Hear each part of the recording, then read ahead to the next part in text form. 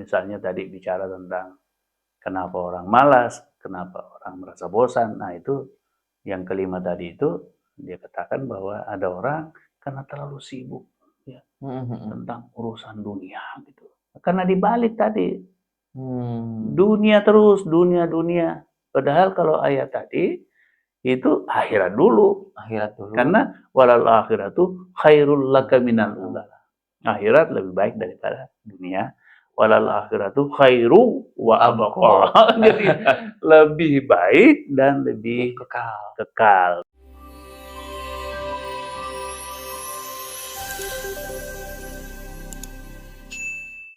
Assalamualaikum warahmatullahi wabarakatuh. Alhamdulillahirabbil alamin. Segala puji bagi Allah Subhanahu wa taala yang telah memberikan nikmat iman, nikmat Islam dan nikmat kesempatan sehingga kita bisa terus belajar dan memperbaiki diri. Salawat serta salam semoga senantiasa tercurahkan kepada suri teladan kita, yakni Habibana wa Maulana Muhammad sallallahu alaihi wasallam, juga kepada keluarganya, sahabatnya, dan pengikutnya hingga akhir zaman. Sahabat yang dirahmati Allah Subhanahu wa taala, selamat datang di podcast Nur Semesta. Tempatnya kajian Risalah Nur karya Badi Uzzaman Said Nursi. Jernihkan hati, cerahkan akal. Saya Ma'ruf akan menemani podcast kali ini. Tentunya saya tidak sendiri, sudah kita hadirkan narasumber kita pada podcast kali ini, yaitu Profesor Andi Faisal Bakti MA.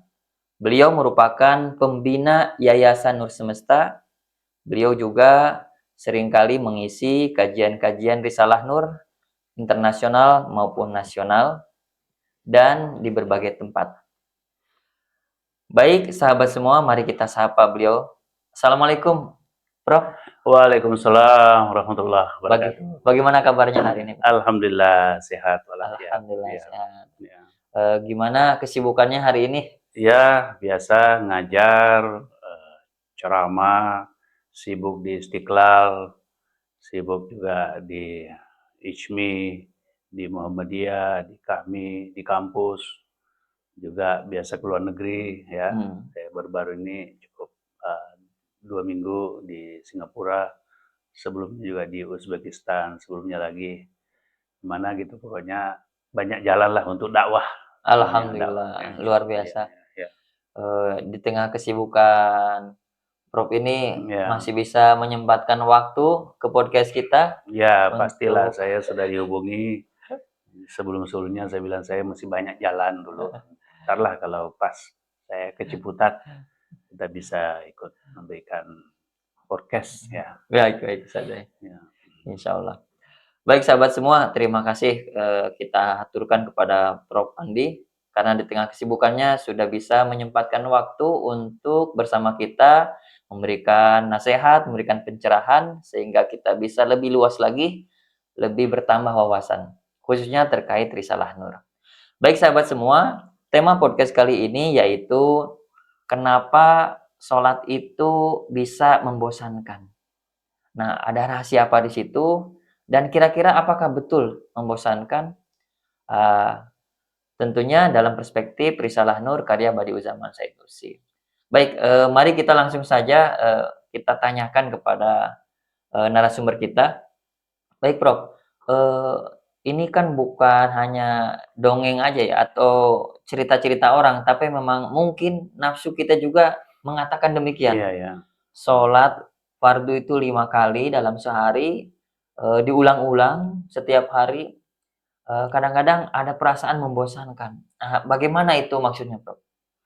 Ya, makasih Ustaz Ma'ruf Abi yang mengundang saya ke sini untuk acara podcast khususnya berbicara tentang kitab yang luar biasa ini, Risalah Nur karangan Ustadz Badi Uzzaman Said Nursi. Jadi memang di salah satu subbab kecil kitab Risalah Nur, Ustadz Badi Uzzaman Said Nursi sebetulnya menjelaskan tentang hal ini, kenapa orang malas, bosan untuk mengerjakan sholat. Ini sebetulnya ada latar belakang sedikit, karena salah seorang menceritakan sahabatnya Mhm. yang katanya tubuhnya kekar, tinggi, kelihatan sehat, bugar, tapi mengeluh di depan Badiou Zaman Syekh Nursi, mengatakan bahwa dia merasa malas dan juga merasa bosan untuk mengerjakan sholat ini, ya karena rasa-rasanya tidak ada efeknya yang dia rasakan, Mhm yang dia mhm. alami gitu. Kemudian Ustadz Badiou Zaman Syekh Nursi mencoba merenungkan hal ini Mhm. untuk dirinya, dan ternyata dalam diri beliau juga ada bisikan seperti itu. Oh, iya iya iya. Bisikan bahwa, "Wah, ngapain melakukan sholat, itu kan tiap hari, tiap saat, sementara juga hasilnya tidak kelihatan dan tentu kan diulang-ulang akhirnya membosankan." Mhm mhm. Tapi Ustadz Badiu'uzzaman Syekh Nursi menyadari bahwa ini adalah bisikan nafsu amarah tadi itu. Oh, berarti seperti itu bisikan nafsu Iya, ya? inna nafsa la'ammaratun Bisu. bisu. Nah, Nafsu jadi nafsu amarah itu. amarah itu ya memang selalu memerintahkan kepada yang buruk-buruk, Mhm ya mhm. bisikan-bisikan yang buruk itu selalu datang, ya misalnya tadi soal kemalasan Mhm. melaksanakan sholat itu sendiri. Mhm mhm. Sehingga kemudian, Ustadz mencoba memberi jawaban terhadap pertanyaan ini dan juga setelah merenungkan, hal ini, lalu dia mendapatkan 5 jawaban, Mhm ya. mhm. Pertanyaan dan sekaligus jawabannya gitu. Yang pertama, alasannya bahwa ya sebetulnya usia kita ini kan tidak panjang, Mhm ya. mhm. Umur ini tidak akan langgeng, pasti ada batasnya gitu. Mhm mhm. Jadi kalau kita menyadari ini, kata beliau, itu pasti akan rajin sholat. Kalau tidak menyadari itu, itulah kemudian datang kemalasan, merasa bosan, itu terus dan seolah-olah tidak ada hasilnya. Mhm mhm. Yang kedua, beliau menyimpulkan bahwa semacam analogi Mhm. bahwa orang yang tiap hari makan kalau di Indonesia nasi lah ya, Mhm. atau di di Turki gandum gitu ya, Mhm. roti. Roti. Kan tidak ada orang yang bosan makan roti, makan nasi. Iya Ya iya. seperti itulah sebetulnya kalau menyadari, ya sholat juga seperti itu. Tidak ada Mmm. rasa bosan, tidak ada rasa sia-sia, ya karena menjadi kebutuhan. Ya, Mmm. sholat itu ya seperti nasi tadi, roti tadi, ya 3 kali sehari semalam selalu butuh makan karbo ya, Mhm mhm. entah itu nasi, entah itu roti, dan seterusnya. Mhm mhm. Dan sekalipun tadi pagi sudah, siang mau lagi, Mhm. malam mau lagi. Nah, itulah analogi jawaban, ustadz kita. Yang ketiga, ini tadi soal kesabaran itu. Mhm mhm. Jadi memang perlu kesabaran, karena sholat itu kan sebetulnya berat, ya. Mhm mhm. Eee, "Wasta'inu bis sabri wassalah, innaha lakabiratun Lakabiratun illa illa alal khashiyin. khashiyin." Ya, jadi, sabar dan sholat itu berat, Mhm. kecuali orang-orang yang khusyuk. Nah, Mhm mhm. yang khusyuk ini seperti siapa? Yaitu alladzina yadhunnuna annahum mulaqu rabbihim wa annahum ilaihi raji'un. Jadi Mhm.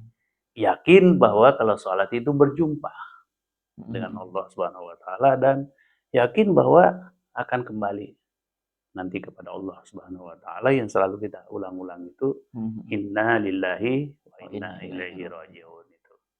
Nah, dan memang wabasyiris sabirin ya, alladzina idza asabatum musibah qalu Qalu inna inna lillahi. lillahi wa inna ilaihi raji'un. Jadi Ustadz, mencoba merumuskan bahwa ya memang ada tadi itu Mhm mhm. 3 kesabaran ya. Kesabaran pertama ya harus sabar untuk melaksanakan perintah. Sabar melaksanakan perintah. Perintah, termasuk sholat tadi Mhm itu, mhm. termasuk rukun Islam ya, Mhm mhm. termasuk yang namanya ihsan, yang khair, yang thayyib, Mhm itu mhm. semua yang harus sabar melaksanakan itu, menjalani itu semua karena merasa butuh sebetulnya Mhm kepada Allah mhm. Subhanahu wa taala. Butuh sholat Karena Allah itu kan tidak butuh disembah, tapi kita yang sebetulnya butuh Betul. untuk menyembah gitu. Mhm. Menyadari diri bahwa kita ini adalah hamba Allah Subhanahu wa taala. Kemudian yang kedua, juga harus sabar untuk tidak melaksanakan maksiat. Ah, Nah, iya gitu iya ya. iya. Jadi harus bisa menahan diri yang tadi itu, Mhm. nafsu amarah, nafsu lawamah ya. Nah, karena pengaruh syaitan, pengaruh iblis, pengaruh sekitar kita yang Mhm kadang-kadang mhm. juga minal jinnati wan nas ya. Mhm. Syaitan itu ada yang berbentuk jin, ada yang berbentuk manusia. Manusia. Nah, ini kawan-kawan kita juga, sahabat kita juga, kawan sepergaulan kadang-kadang menggoda kita untuk, Mhm mhm. oke, ngapain sholat misalnya, Iya iya. ngapain itu. Nah, apalagi kalau tadi musibah ya, Mhm. kena musibah ya itu orang kadang-kadang tidak bisa sabar. Tapi kalau menyadari ini ya pasti. Nah, kemudian yang ketiga, sabar ketika misalnya harus yang ketiga tadi itu musibah, yang Mhm. kedua Sabar. kan maksiat ya, Iya menjaga betul. diri dari kemaksiatan. Yang ketiga adalah sabar ketika mendapatkan musibah, entah musibah itu sifatnya penyakit Mhm. ataukah musibah itu sifatnya eh, kesulitan ekonomi. Kalau dalam Al-Quran sih dalam surah Al-Baqarah 177 ya, wasabirina fil ba'sa'i wa Qadarullah. dharra'i wa hinal ba'si. Tiga itu Mhm. yang sangat aktif sebetulnya. Mhm. Jadi sabar dalam Islam itu bukan pasif. Bahwa nerimo, vakum, fatalis, ya. Mhm. Islam harus aktif ketika bersabar itu. Misalnya kalau kena penyakit, harus berusaha pertama dulu menghindari penyakit, Mhm. ya, mencari ilmu tentang bagaimana cara menghindari penyakit. Makanya ada vaksin, kemudian ada olahraga, makanan yang sehat, Mhm mhm. olahraga yang sehat, itu istirahat yang cukup, hiburan yang baik, bacaan-bacaan yang baik, itu semua Mhm itu mhm. dalam rangka untuk bisa sehat. Nah, kemudian yang kedua, ya tentu juga kita harus ketika umpamanya ada eh, bencana alam ya, Ya, itu kan bencana juga alam. tadi musibah ya, Betul. ya orang Islam harus berusaha untuk menghindari bencana itu dan ilmu tentang kebencanaan. Jadi Mhm. bukan hanya ketika kena bencana, tapi berusaha memahami gejala-gejala alam ini tentang bencana itu ya hewan malah kadang-kadang lebih pintar ya, Lebih peka dia. lebih peka Iya. itu. Seperti di tsunami katanya itu kerbau, sapi, Mhm. kuda pada gelisah Iya semua. iya. Yang tidak terikat, itu bisa lari duluan ke Mhm. gunung, tapi yang terikat ya kasihan. Nah itu burung-burung juga begitu, Mhm mhm. anjing juga begitu, semua pada peka. Ya, ini kita harus pelajari kepekaan ini dan kita diberikan akal dan bisa membangun teknologi ya sehingga bisa menghindari. Di Jepang itu dulu ya ketika peristiwa Kobe ya, Mhm. itu kan orang Jepang agak malu. Kenapa kok bisa teknologi canggih masih masih runtuh itu Mhm. bangunan-bangunan. Nah, sejak itu mereka berusaha menciptakan bangunan yang kokoh sehingga kalau bertingkat-tingkat setiap lantai itu ada karet elastis Mhm yang mhm. kelas tinggi sehingga ketika gempa ya gedung itu menari-menari begini. Nah, itu yang disebut mungkin aktif dalam bersabar, tidak Aktif pasif dalam ya. bersabar ketika menghadapi bencana, ketika mengetahui bencana itu dan begitu misalnya kena bencana ya tentu tetap Mhm. juga jangan pasrah, jangan marah, menyesali Tuhan Mhm misalnya, mhm. kenapa Tuhan begini ya, karena ini kan milik Allah semua sebetulnya. Mhm. Begitu juga tadi sabar ketika berjuang, Mhm mhm. sabar ketika melaksanakan Perintah. perintah ya, Maaf Bro, itu. saya potong sedikit. Ini masyarakat kita nih kebanyakan mungkin sahabat semua juga pernah ngerasain, kalau sabar itu konotasinya selalu musibah. Ya itu. Padahal tadi disebutkan sabar dalam menjalankan perintah juga termasuk itu jenis kesabaran yang luar biasa Iya ya. betul. Nah itu kenapa kenapa secara sosiologis masyarakat tuh lebih kepada condongnya sabar tuh ya musibah. tapi nggak Iya, ke yang padahal ya ayatnya maksiat tadi atau memang ada ayatnya idza asabatum musibah ya iya, qalu. Tapi sebetulnya musibah itu kan 2 macam ya, musibah kenikmatan juga iya, musibah. Kan ada iya, itu walanabluwannakum bisa bisyai'in minal minal khaufi khaufi wal wal ju'i wa ju'i naqsin minal amwali wal anfusi was tsamarat ya. iya, Wa basyiris sabirin tadi. Jadi itu memang pengertian picik lah boleh mhm dikata mhm, pemahaman tentang musibah itu. Tapi sebetulnya ya kesabaran itu bukan hanya dalam rangka menghindari musibah menurut tadi Ustadz mhm, Badiuzzamad Sanusi, tapi juga mengerjakan perintah Allah, ya beramal soleh, mhm ya mhm, tadi wahinal ba'si, ya tentu makna luasnya di sini ketika dalam perjuangan, sekalipun juga ada yang terbatas misalnya dalam suasana betul-betul secara fisik mhm mhm, berjuang mempertahankan agama, tapi secara umum juga kan maknanya bahwa kita itu harus selalu berusaha untuk berjuang mengerjakan kebaikan tiap hari. mhm mhm, Beliau itu katanya kita kalau bangun pikirannya itu kapan kita waktu sholat. mhm, Setelah sholat subuh langsung memikirkan nanti nih saya akan sholat zuhur di mana. mhm, Ketika sudah sholat zuhur dipikirkan lagi kapan sholat asar dan di mana. mhm mhm, Kemudian maghrib seterusnya, isya, begitu lagi, sholat lain. Karena katanya ya di tempat lainnya mhm, saat mengatakan bahwa itu wabtaghi fima ataqallahu daral akhirah. Akhirat mhm, dulu. mhm mhm, Nah, wala tansa nasibaka nasibaka minad dunya. Wahsin kama ahsanallahu ilaik. mhm mhm, Jadi selalu kan ada orang yang balik dunia dulu, oke, iya, baru sholat. akhirat belakang akhirnya masa muda foya-foya dulu, sudah Nah, tua suruh tobat gitu. nah Nah, itu Prof, ini menarik sekali ngomong masalah ini, ada orang yang malas sholat karena tadi mementingkan dunia dulu, karena sibuk mencari nafkah. Nah, kalau alasannya karena itu, kan sekarang kalau contoh di kota-kota besar itu, orang benar-benar malam jadi siang, siang jadi malam lah, ya. saking sibuknya.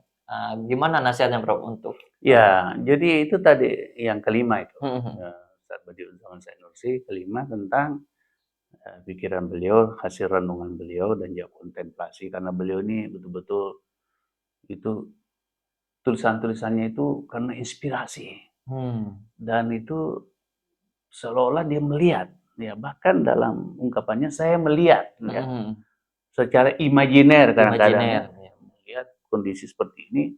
Jadi makanya tulisan beliau itu sangat solid karena mhm memang mhm, itu tuntunan dari Allah Subhanahu wa taala.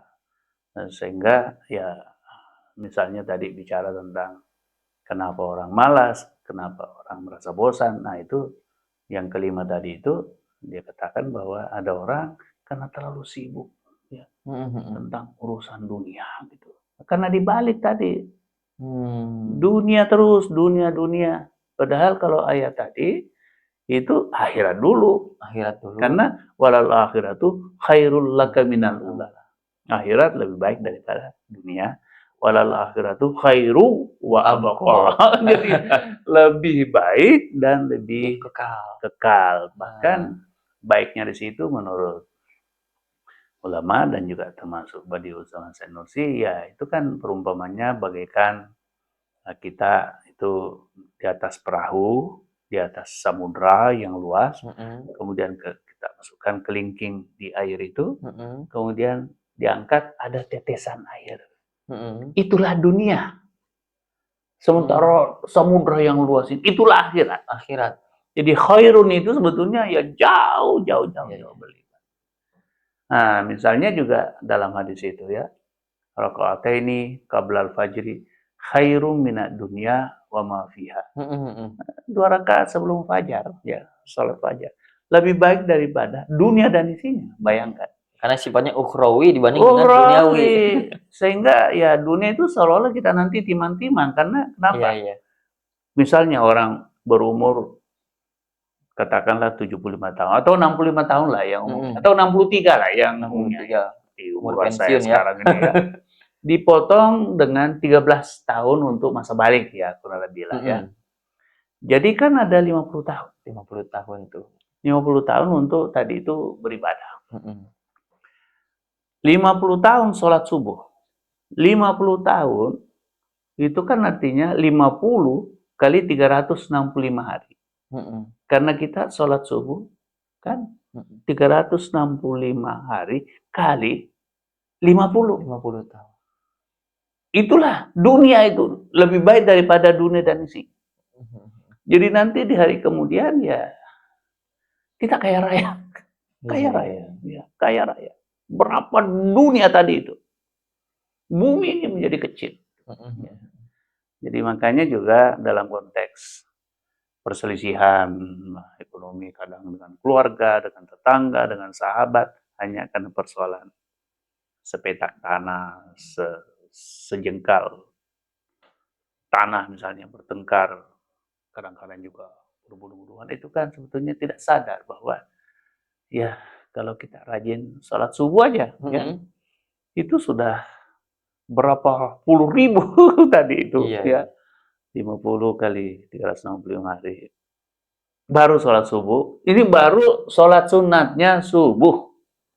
Iya, Belum komplenya. sholat subuhnya, belum sholat zuhurnya, belum sholat asar, maghrib, isya, dan sholat lail, sholat duha, segala macam. Mhm. Karena sebetulnya ya menurut Ustadz itu, kita itu sebetulnya kalau memang betul-betul punya waktu, itu sebetulnya kita bisa sholat 50 kali, 50 rakaat sehari semalam. Mhm. Mhm. Karena 17 rakaat yang wajib. Iya, Kemudian ada qobliyah, badiah. Apalagi rawatibnya ya. kalau di Turki. Mhm. Mhm. Perhatikan ya, di Iya, Turki itu sholat sunat qobliyah itu banyak, iya. dan badiah juga banyak gitu ya. Nah, kemudian sholat lain. Mhm. Nah, itu kan minimal 11 rakaat. Kemudian ada zuhur. Belum lagi ada tahiyatul masjid, ada istikharah, ada hajat. Betul, betul. Itu sebetulnya memang Sampai lebih dari 50 ya. 50. Betul. Jadi boleh jadi ini adalah kondens pemadatan dari 50 kali dulu Mhm. menjadi 50 rakaat. Tapi kalau susah ya ini 17 rakaat itu. Mhm. Itu pun kalau dalam kondisi musafir, Mhm. Mhm. sakit, ya kan juga bisa Benar. dikondens lagi ya Iya. menjadi jamak, tetap 4 tempat misalnya zuhur dan asar, Mhm. maghrib 3, isya 4. Tapi kalau repot lagi, Dikosor. jadi kosor lagi, Iya, iya. jamak, kosor lagi, dikondens. Dan itu pahalanya tetap. Sama itu kemurahan hati kemurahan Allah. Allah Subhanahu wa taala kepada hambanya yang salat. Jadi jangan membuat salat ini susah ya. Kalau kita Mhm. itu menjadi kebutuhan, coba ya kita kalau enggak salat Isya baru tidur. Gelisah, Mhm. Mhm. tidur kita itu enggak nyenyak. Mimpi macam-macam itu Iya, ya. seakan-akan ada yang kurang gitu. Ya ada yang kurang. Gitu juga kalau subuh, kalau kita sudah terbiasa Mhm. sholat Mhm. subuh tanpa juga alarm, tanpa juga masjid itu tarhim, Iya. azan. Sebelum azan kadang udah bangun Kita ya. udah bangun duluan. Karena itulah kebiasaan Iya. itu. Sholat lain juga begitu. Ya. Mhm. Mhm. Sholat asar begitu, betapa sibuknya di sore hari. Ya makanya ada wal asri itu karena itu juga berat sebetulnya. Mhm. Mhm. Tapi kalau sudah biasa. Ya. Zuhur ya, lagi sibuk-sibuknya kita. Nah, tapi kan Maha Kuasa, kita juga dalam kondisi lapar ketika waktu zuhur, jadi di Indonesia ada yang menarik, isomah ya, Hmm. istirahat, sholat, makan, nah, Iya, itu. iya. Nah, jadi itu bisa dipermudah ya, Baik, dan baik, baik, juga Bang. menarik di Indonesia ini tempat-tempat mall itu pasti ada musola, Mhm. Mhm. perkantoran ada musola, kemudian di pedesaan kita ini ada 800.000 Betul. masjid di Indonesia ini. Termasuk di stasiun-stasiun Nah, kereta, stasiun-stasiun eee, kereta, bis, termasuk kemudian di halte bandara. busway juga Oh di iya, beberapa tempat ada yang betul. Ya. besar-besar. Jadi sebetulnya fasilitas itu mencukupi ya, tinggal Sangat mencukupi. Kalau sudah fasilitas imani aja nih yang terbiasa. Kita kalau mau terbang, tahu ada bandara, musola, betul. ada sign di mana-mana. Mhm. Kalau toh juga memang terburu-buru, itu Mhm. ada lagi semacam keringanan. Kita bisa sholat di pesawat, kalau Mhm. waktunya tidak cukup, terburu-buru tadi. dan juga kita bisa tayamum, ya. Dengan betul. tayamumnya tidak perlu bawa debu atau Ya, betul betul. dari rumah, tapi itu kita bisa di dinding, di kursi, di meja, di pesawat, kita ikuti tayamum, ya, ayatnya itu bahwa muka, tangan, tidak perlu kepala dan tidak perlu kaki. Itu semuanya menjadi rukhsah, ya, menjadi keringanan untuk orang yang beriman, ya. Karena memang sholat ini kan tadi berat, ya, kecuali orang yang khusyuk tadi.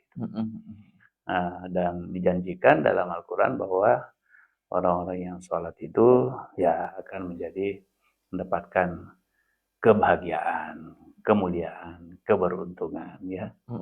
Jadi Masya Allah, nasihat tadi Ustadz Badi'u Zaman Sanusi, ya jadikan sholat ini sebagai kebutuhan sehari-hari, ya. Nah ini Bro, kalau Ya. boleh disimpulkan nih Bro, dari tadi yang panjang ini, biar sahabat juga dapet poinnya, Ya. kira-kira saya menangkap bahwa untuk sholat ini kayaknya mindsetnya harus diubah. Ya. Nah kira-kira kalau bisa diurutkan nih Bro, apa saja mindset kita untuk mengubah cara pandang terhadap sholat agar tidak malas lagi, apalagi sampai meninggalkannya? Ya. Jadi Kira-kira tadi poinnya. yang 5 itu, ya. Jadi Ustadz Badi'u Zaman Sanusi, pertama ya bahwa umur kita itu kan tidak panjang.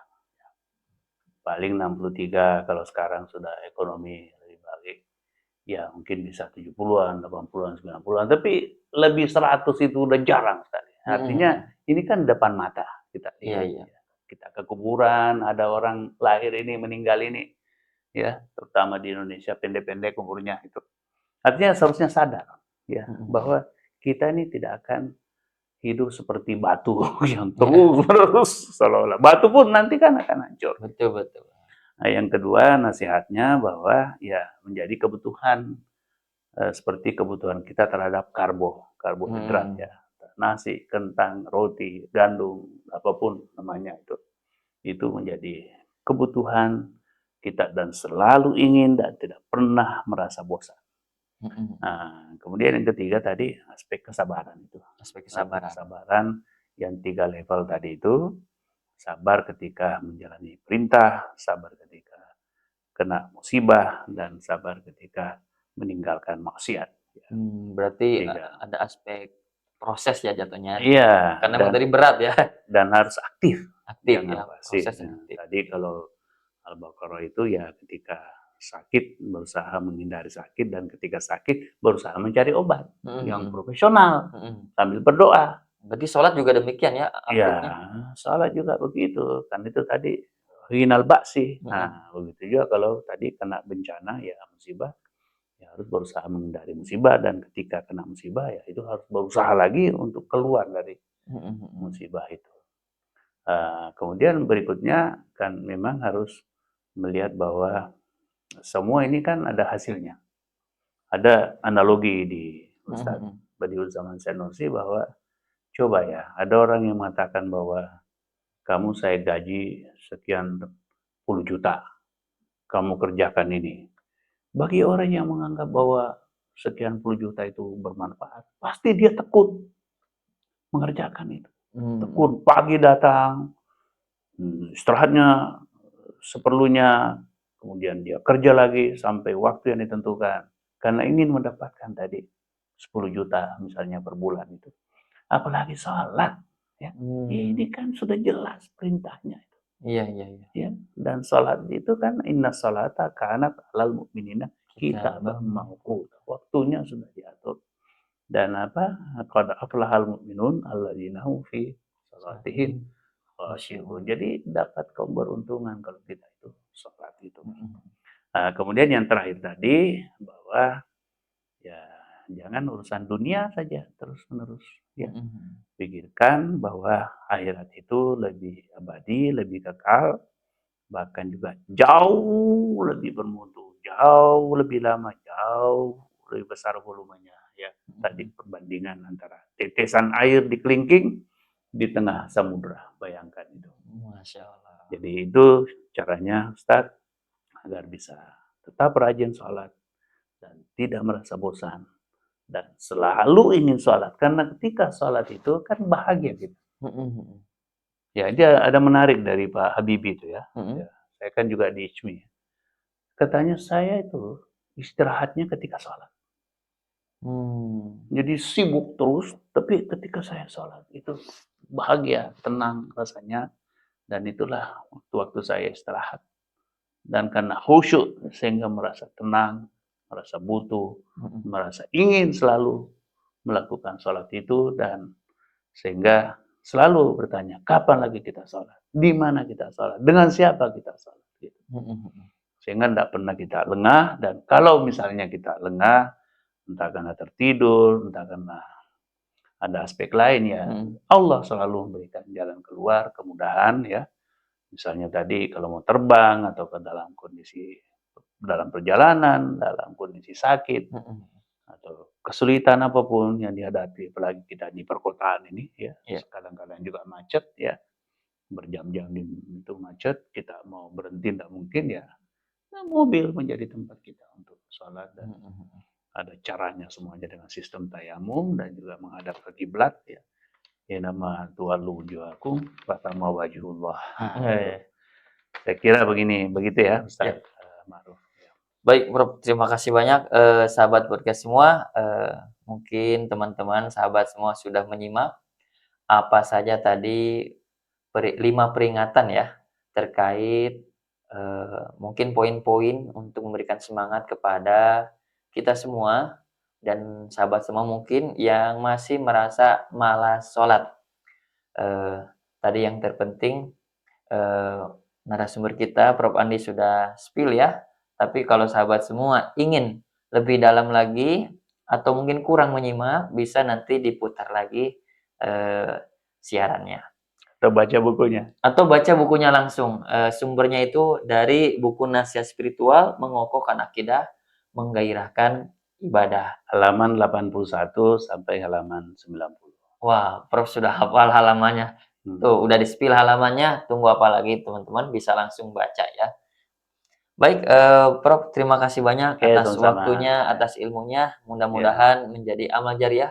Amin. Untuk Prof dan untuk kita semua menjadi tambahan ilmu, wawasan dan pencerahan sehingga kita bisa mengamalkan perintah Allah Subhanahu wa taala bukan karena saja perintah tapi benar-benar karena kebutuhan sesuai tadi yang disampaikan. Baik sahabat semua, sampai di sini saya Ma'ruf pamit undur diri. Terima kasih banyak atas kesempatannya, atas waktunya telah menyimak kami. Jangan lupa jika ini bermanfaat untuk dikomentari, kemudian di-like dan subscribe. Bisa juga disebarkan ke teman, saudara, kolega sekalian. Baik, terima kasih. Wassalamualaikum warahmatullahi wabarakatuh. Waalaikumsalam.